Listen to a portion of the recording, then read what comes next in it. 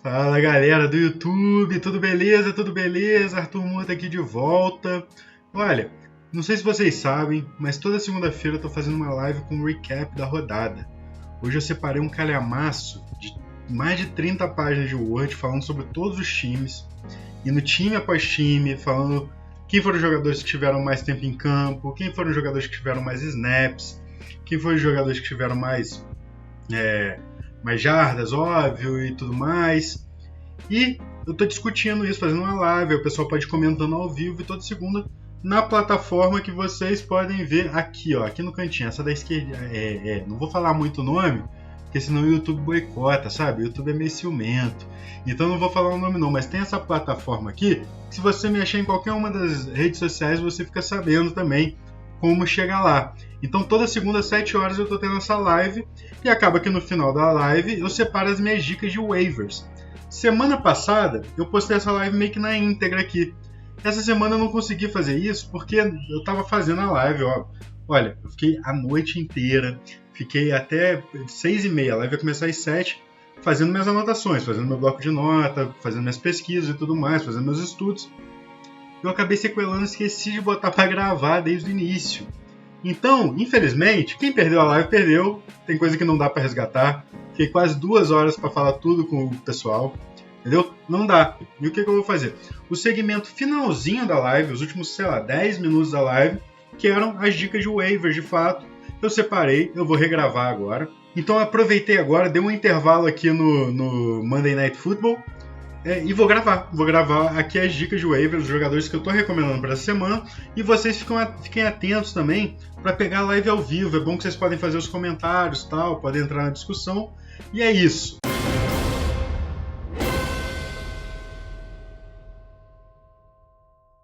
Bom, os waivers que eu separei para vocês essa semana são os seguintes. Antes de mais nada, de quarterback, eu tenho aqui Daniel Jones, do New York Giants.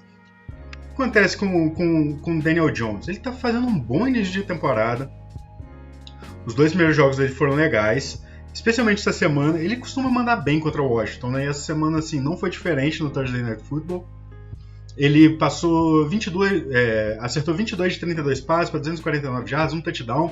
Ainda correu para 95 jardas e fez outro touchdown pelo chão. E ele está disponível em mais de 80% das ligas do Yahoo, que é o que eu tomo de padrão aqui para saber quem que eu vou indicar para vocês, que eu só indico jogadores que estão disponíveis em mais de 50% das ligas. E o mais importante, além do Daniel Jones estar produzindo bem assim e tudo mais, essa semana ele joga contra o Atlanta Falcons. Tem sido tipo uma fase bônus assim no Fantasy. Todo mundo que joga contra o Falcons vai muito bem. Eu acho que é uma tendência que tende a prosseguir no resto da temporada.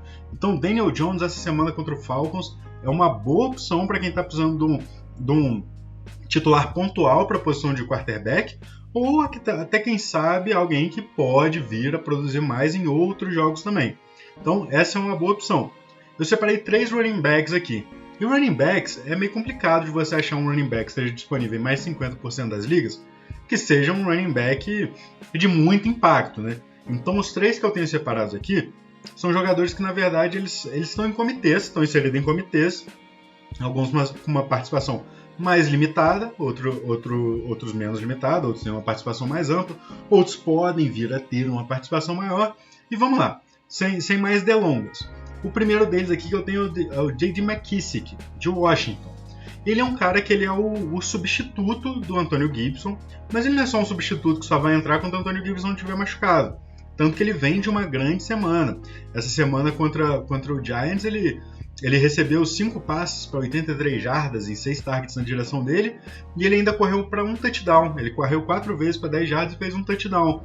Ou seja, ele foi usado na goal line, ele tem um uso padrão recebendo passes, e ele pode ser uma opção interessante em várias semanas. Não sei se necessariamente essa semana, até porque o Bills está com uma defesa forte, tem mostrado uma defesa forte nesses primeiros jogos.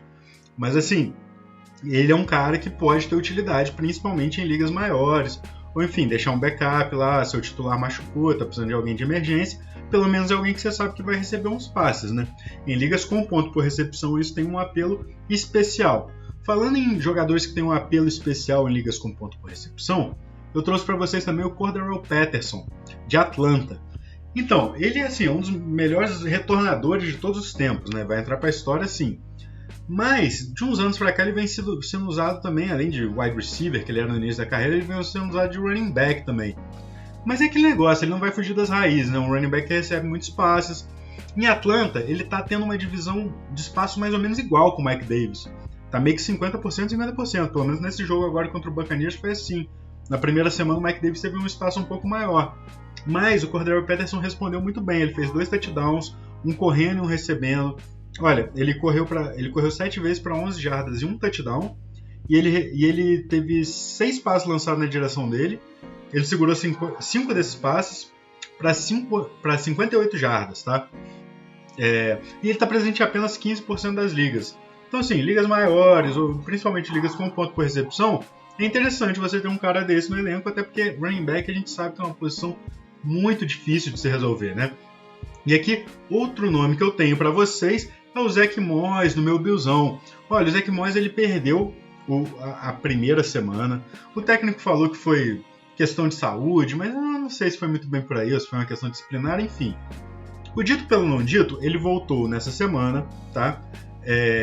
E ele, a tendência, essa semana não foi assim, mas eu acho que a tendência é que com o passar da temporada, ele meio que dividindo o cargo, o fardo, com o Singletary, 50 para cada um. Essa semana ele fez 2 touchdowns em 8 corridas. Ele fez 8 corridas para 26 jardas e 2 touchdowns. E ele também recebeu 2 passes para 8 jardas. No primeiro desses passes que ele recebeu, ele até sofreu um fumble. Mas o Sean McDermott continuou confiando nele e a partir daí, depois, no segundo tempo, ele conseguiu seus 2 touchdowns. Uma estatística interessante que eu separei aqui é que ele encostou 10 vezes na bola e ele forçou 8 tackles perdidos. Os caras erraram 8 tackles nele. Seja porque ele dibrou, né? Ou seja porque ele quebrou o tackle na força. Até o que acontece com mais frequência com ele. Ele até tem alguma agilidade, mas o negócio dele é mais força mesmo. E essa força dele faz com que ele seja um cara mais bem visto para correr a bola perto da goal line, né? Então a tendência é que ele termine o ano com mais touchdowns que o Singletary, mesmo que eles estejam dividindo ali 50-50. O Zach Moss está presente em 49% das ligas do Yahoo, então ele entra aqui no limite do corte que eu falei de jogadores que estão disponíveis em mais da metade das ligas do Yahoo para separar para vocês. Eu não sei qual plataforma vocês jogam, mas deve ser algo parecido com isso aí. Então não custa nada conferir, né? Às vezes, como ele não jogou semana passada, alguém cortou, vale a pena dar uma olhada. Wide receiver é uma posição que eu trouxe mais nomes aqui. Olha, primeiro deles, vou falar para vocês do Sammy Watkins. O Sammy Watkins, ele teve 7 targets agora no jogo contra o Chiefs, né? 7 bolas lançadas na direção dele, e ele recebeu 4 desses passes para 44 jardas. Não foi o melhor dos jogos, mas tem um negócio interessante. O Sammy Watkins, ele é o wide receiver do Chiefs que está passando mais tempo em campo e está correndo mais rotas por jogo. Mais até do que o Marquise Brown, que teve um desempenho melhor que o dele. Então, é um wide receiver titular da NFL, né? E no jogo anterior ele tinha ido bem. Ele tinha feito quase 100 jardas, 90 e tantas jardas. No total, nesses 2 jogos, ele tem 15 targets, 15 passes na direção dele, 8 recepções, 140 jardas, tá? Ele ainda não fez um touchdown, mas isso talvez seja questão de tempo, né?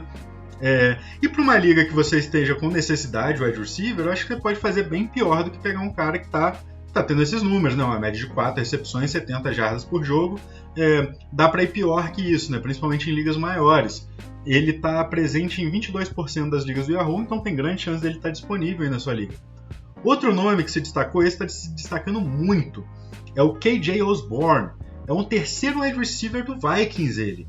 Ele está atrás do Justin Jefferson e do Thielen, obviamente. Mas ele está produzindo muito bem mesmo. Essa semana ele teve 6 targets, ele recebeu 5 passes para 91 jardas e fez um touchdown. Contando as 2 semanas até agora, ele tem 15 targets em 2 jogos, 12 recepções, 167 jardas e fez um touchdown. É mais de 80 jardas por jogo e 6 recepções por jogo, de média.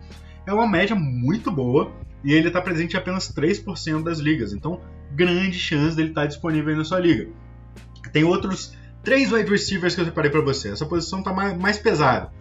Darnell Mooney, do Chicago Bears. Presta atenção nesse nome, porque ele foi, vou botar entre aspas aqui, ele foi o primeiro wide receiver 1 do Chicago Bears nesse último jogo. Isso eu não digo só em números, que ele teve números que foram em números de targets e recepções, e jardas inclusive, ele passou o Allen Robinson, mas ele foi o wide receiver 1, quando eu digo assim, porque ele foi o wide receiver que foi mais tempo em campo, o wide receiver que correu mais rotas, ele passou mais tempo em campo que o Allen Robinson, né?